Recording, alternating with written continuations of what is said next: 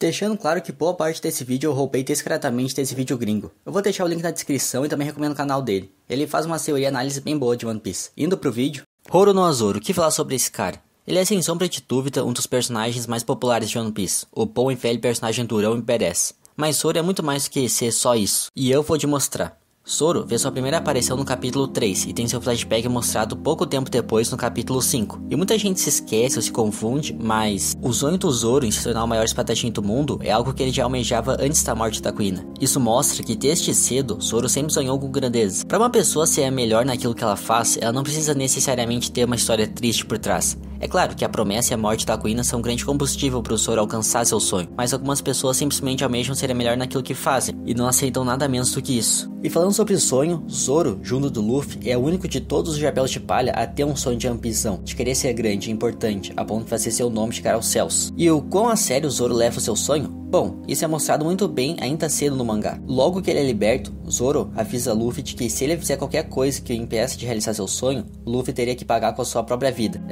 Isso mesmo, Zoro, o cara mais leal de One Piece, ameaçando seu próprio capitão, colocando seu sonho acima do seu capitão. Ainda na saga do East Blue, temos mais um momento que mostra essa determinação dele, de forma muito clara. Zoro faz um Mihawk, mostra o quão longe, quer dizer, o quão zilhões de quilômetros Zoro tá em comparação de nível de força com o maior espadachim do mundo. E nessa hora é mostrada uma determinação maior do que qualquer outra até então. Quando tem seu coração perfurado, Zoro se recusa a dar um passo para trás. Ele prefere escolher a morte, ao invés de não realizar o seu sonho. Ou ele se torna o maior espadachim do mundo, ou ele morre. Pro Zoro, não existe um meio termo entre essas duas coisas onde ele possa viver. E existe uma grande diferença entre você colocar sua vida em risco para alcançar seus sonhos e você escolher morrer ao invés de realizá-lo. E é essa mentalidade que faz com que ele se esforce cada vez mais e usa todos os seus inimigos como uma oportunidade para chegar cada vez mais perto de realizar seu sonho. Se ele morrer, tudo bem. Isso significa que ele nunca foi capaz e nem digno em sonhar em ser o espadachim número 1. Mas então chega um momento crucial pro Zoro, onde todos os chapéus de palha são jogados contra a parede, ao enfrentar alguém que nenhum deles poderia derrotar naquela época. E é aqui onde o Zoro tem uma virada de chave como personagem. Aqui ele demonstra que ele se importa com a ambição de seu capitão, mais do que com a sua própria. Sim, é claro que todos os chapéus de palha teriam suas vidas em troca da de Luffy, mas o que diferencia Zoro dos outros é que a gente já sabia que ele considerava seu sonho acima de sua própria vida, e ele desistiria até mesmo disso em favor de seu capitão. O impacto do não aconteceu nada com Zoro é grande porque antes ele preferia morrer ao invés de realizar seu sonho. Agora, Zoro escolhe morrer para que Luffy, seu capitão, realize o seu. O personagem que no início era totalmente orgulhoso, ao decorrer da história foi mudando seus valores. Ele foi o primeiro membro da tripulação a acreditar que o Luffy se tornaria o rei dos piratas. Ele foi o primeiro membro da tripulação a tratar o Luffy como capitão. E a cada parte que a história passa, a lealdade dele ao Luffy só aumenta, como por exemplo que eles passaram juntos no par em Mocktown. O que antes era um lobo solitário, sozinho contra todos, agora se tornou um pilar essencial dentro da tripulação, sempre assumindo a liderança quando o Luffy não está por lá. Em Water 7, Zoro mostra o quão acima da tripulação ele considera o Luffy. Em Thriller Bark, mostra quanta fé e confiança Zoro tem no Luffy, mas também está ciente de suas próprias responsabilidades e também deveres. O momento do não aconteceu nada é a maior e a melhor representação de tudo que vinha sendo construído pro Zoro, no sentido de lealdade. É muito simbólico que o inferno por qual Zoro passou era toda a dor que seu capitão estava sofrendo, uma perfeita demonstração de lealdade. E a parte mais importante disto é que o Zoro não se importa em receber glória ou algum tipo de benefício próprio. O não aconteceu nada mostra que ele nem sequer se importa se outra pessoa sabe o que aconteceu. O Zoro nem sequer menciona esse acontecimento para algum outro personagem, uma ação 100% genuína, em prol de outra pessoa. E tudo isso não significa que o Zoro descartou seu sonho. Como ele próprio diz, se eu não consigo proteger o sonho do meu capitão, então o meu não vale de nada, mostrando que isso também é um desafio para ele alcançar o maior espadachim do mundo. Ele continua com aquela mentalidade de realizar seu objetivo ou morrer, mas agora nós temos mais uma camada no personagem dele. E a jornada do Zoro ainda não está completa. Ele ainda tem falhas, e uma delas é ser extremamente teimoso quando o assunto é precisar de ajuda. Ele sempre coloca muito peso em seus ombros, o que é admirável, mas pode ser problemático. Isso faz ele superar seus limites a ponto de danificar seu próprio corpo. E é curioso que essa teimosia foi um dos grandes erros do Oden, de sempre carregar todos em cima de seus ombros e resolver tudo sozinho. Bom, é esperar pra ver o que o Oda vai fazer em relação a isso com o Zoro. E essa falha do Zoro mostra o porquê que o Luffy é um bom líder. Luffy sabe que precisa de ajuda. Ele sabe que pode confiar nos outros naquilo que ele próprio não consegue realizar. O Luffy sabe exatamente o que ele precisa fazer e deixar o resto nas mãos dos seus companheiros. Voltando pro Zoro, eu não acredito que batalhas perdidas seja uma falha no personagem dele. Eu já vi gente que se confunde porque ele fez uma promessa ao Luffy de nunca mais perder, mas rapaziada, a promessa do Zoro aqui se refere a nunca mais perder uma luta de espadas. E quando eu falo espadas, não tô me referindo a personagens que lutam usando espadas ou lâminas, e eu me refiro a espadachins. Então Zoro perder contra personagens fora desse requisito, como foi com Enel, não quebra essa promessa dele. E depois do Mihawk, Zoro só teve 3 inimigos espadachins, Hachi, Ryuma e Ryuuzou. E contra nenhum desses Zoro perdeu. E abre aspas aqui, uma coisa da hora da obra que Oda ama fazer é paralelos e inversões dentro da própria história. E aqui a gente tem um exemplo, com o Hachi e o Ryuuzou. Ambos são povos, ambos são espadachins, e ambos enfrentaram o Zoro. Mas a inversão que Oda faz aqui é que, quando o Zoro enfrentou o Hachi, ele estava moribundo e desfalecendo pela ferida causada pelo Mihawk, o que dificultou bastante a luta dele contra o Hachi. E vamos ser sinceros, se o Zoro não tivesse ferido aqui, o Hachi mal teria sido um desafio para ele. Já quando ele lutou contra o Ryuuzou, ele estava em perfeito estado, 100% de 100%, o que possibilitou o Zoro ganhar de lavada contra esse povo. É um paralelo pequeno e da hora, e o One Piece tem muitos outros paralelos, e eu acho que vou até fazer um vídeo sobre isso depois. Aqui falando rapidamente sobre a rivalidade do Zoro e Sanji, é legal ver como Sanji representa algo que o Zoro perdeu. Um rival. Kuina era rival do Zoro, além de ser uma amiga dele, mas ela acabou falecendo. Assim, Zoro perdeu sua rival. Mas então, ele age uma nova pessoa, elegível para ocupar esse lugar. E o Sanji acaba por ser mais uma motivação para o Zoro ficar mais forte e não parar de melhorar, já que o Zoro sempre quer estar um passo à frente do Sanji. E é isso que o Sanji representa pro Zoro, um rival que ele perdeu quando criança.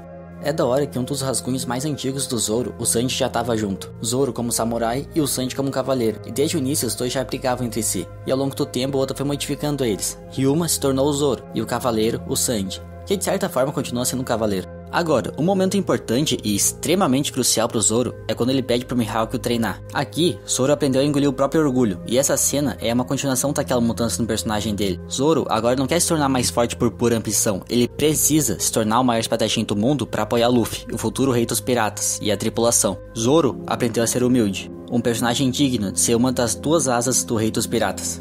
Agora, quando eu tava fazendo o roteiro desse vídeo, eu fui atrás de pesquisar se existia algum significado por trás das espadas do Zoro ou algo do tipo, e eu me surpreendi com tanto de coisa que eu achei. Agora, essa parte vai levar um bom tempo, então pega uma pipoca aí e se prepara. Os nomes de todas as espadas do Zoro falam sobre sua jornada pessoal e realização espiritual. Ao analisar as origens de cada um de seus nomes, usando conexões literárias, religiosas e mitológicas, podemos ver a trajetória do arco do personagem de Zoro e imaginar o resto de sua trajetória até o final da série. Zoro carrega 3 espadas e cada posição tem uma função. São elas: o símbolo de sua promessa e objetivo, o Ado de Monji, boca. A ilustração de sua jornada, Yubashiri, Shusui, Ema, mão direita. Seu verdadeiro eu, escondido à vista de todos, Santai Kitetsu, mão esquerda. O fato de uma espada nomeada ter sido substituída é um acaso. Agora, o fato de outra espada nomeada na mesma mão ter sido trocada novamente, aí já é um padrão. As histórias de Shusui e Pajiri já estão completas na obra, e vamos observar a história delas em relação à jornada do Zoro. Para compreender melhor o Pajiri, primeiro temos que conhecer mais sobre Shusui, por isso eu vou estar invertendo a ordem delas aqui. Os caracteres para Shusui significam Água do Outono, e é o título de um capítulo do grande texto taoísta Zhuangzi. Só uma pausa, eu não faço a mínima ideia como é que se fala esse nome aqui, então provavelmente estou falando tudo errado. Continuando. Livro esse que foi escrito em algum momento do século III a.C.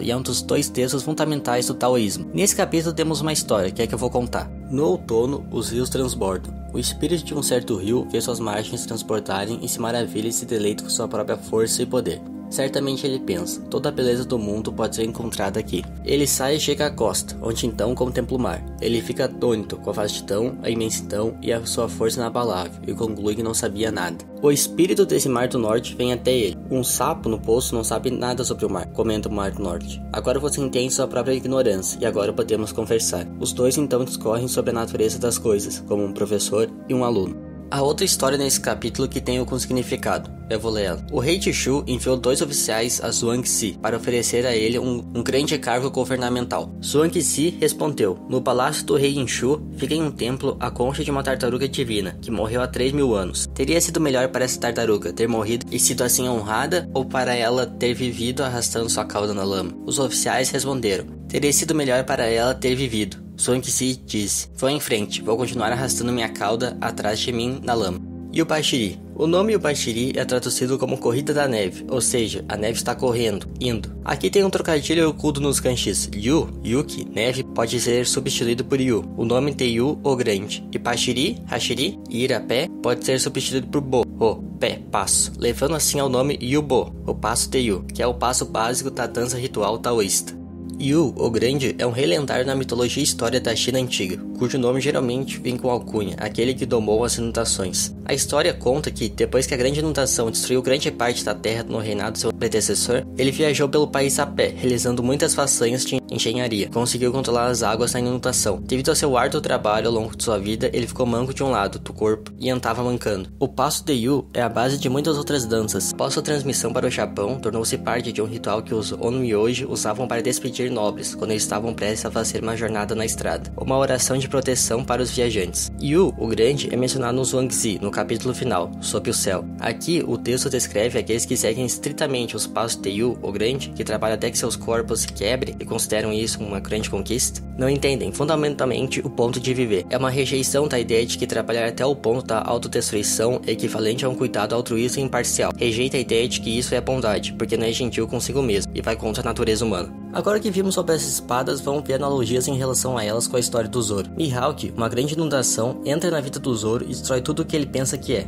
Zoro pede para morrer com honra, mas Mihawk o recusa. Ele, como o Mar do Norte, o chama de um sapo pequeno, em um poço. Ele diz para procurá-lo, quando ele tiver mais entendimento. Zoro começa sua jornada de compreensão em Lokital, adquirindo o Yubashiri. Ele, descendente de uma linhagem nobre, está embarcando sua jornada, e o Yubashiri protegerá. E só uma nota aqui, para caso você não sabe, no volume 105, o Oda revelou no SPS a árvore genealógica do Zoro. E nela, basicamente, revela que o Zoro ele é descendente do Shimotsuki. Ou seja, ele é descendente da mesma linhagem do Ryuma. O que aconteceu foi que, há 55 anos atrás, um navio zarpou de Wano, e nele estava a foto do Zoro. Por isso aqui eu falei que o Zoro é um nobre. No tempo em que ele tem o Bashiri, Zoro se aperfeiçoa e se torna ele mesmo uma inundação. Ele aprende a ter paciência, controle, como ouvir a inspiração das coisas, como cortar apenas o que deseja e não cortar o que não deseja, desenvolve novas técnicas e fica mais forte. Nesse tempo ele também é imprudente consigo mesmo, se machuca com seus esforços. Não estou falando de ferimentos causados por inimigos, mas sim de ferimentos que ele próprio se causa, como por exemplo seus tornozelos, que ele corta para proteger os outros. No final de Enies Lobby, o Bashiri enferruja e quebra, não há mais nada que o Bashiri possa lhe ensinar. Zoro então adquire Shusui em Thriller Bark, e novas comportas começam a se abrir. Shusui é aquela concha de tartaruga divina, ela já é uma coisa morta.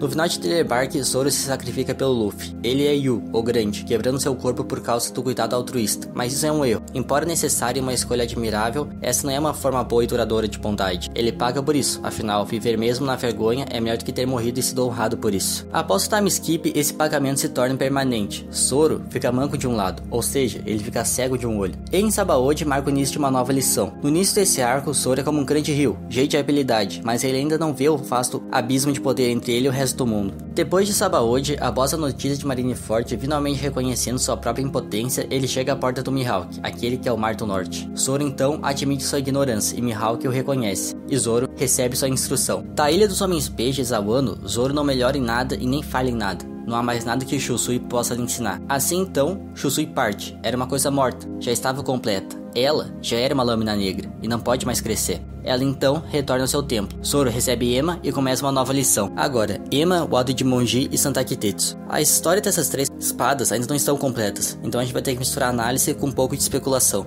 Ema é que vai desempenhar seu papel primeiro, antes que o Wado de Monji e Santa Kitetsu desempenhem os seus. Então essa parte vai começar por ela. Para entender o significado dessas próximas três espadas, primeiro devemos assumir que as lições taoístas do Zoro são simultâneas a uma jornada budista para alcançar a iluminação. Os reinos budistas da reencarnação, os 6 caminhos. O ciclo de reencarnação, Samsara, é traduzido como vagar sem fim, o que se encaixa perfeitamente no Zoro. Os reinos da reencarnação são estes, do mais alto ao mais baixo. Deva, humano, Asura, animal, espíritos famintos, inferno. Você não precisa necessariamente atravessar esses mundos em ordem para alcançar a iluminação. Pelo contrário, o reino mais alto, o dos Devas, os deuses, não oferece nenhuma esperança de iluminação. É um reino cheio de todos os prazeres mundanos que podem ser encontrados na Terra. Os deuses nunca precisam trabalhar, é estagnação. É só sendo humano que há uma chance de iluminação. A história do Zoro é a da ignorância, do aprendizado e da eventual iluminação. Ignorância, a avidya, é a principal coisa que faz um ser reencarnar. Preso em Samsara, Zoro reencarna nesses vários reinos ao longo da história. Seu caminho até agora. O tempo do Zoro na ignorância, antes do Mihawk, é seu tempo no inferno, já que no início ele não tem nada, ele está amarrado a um poste sem espada, faminto e sofrendo. Ele está preso. Este é o ponto mais baixo de sua existência. Ele está perdido. Em Water 7 Enies Lobby, ele começa a desenvolver técnicas novas, curiosamente com o tema animal. Zoro também desenvolve uma técnica chamada Asura, e acredita que seja sua melhor habilidade. Os reinos restantes para ele atravessar são espíritos famintos, humano e Deva, que descreve o tempo do Zoro com Ema.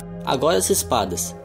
Ema, o rei Yama, é o rei do inferno, tanto no budismo quanto no taoísmo. No entanto, a maioria das pessoas não compreenderam a nova alcunha do Zoro. Ser Rei do Inferno não é realmente ser só um personagem super ético e dark. Na realidade, é muito mais sobre ser um trabalho de escritório. Sim, Ema é uma figura feroz e poderosa, mas ele não luta.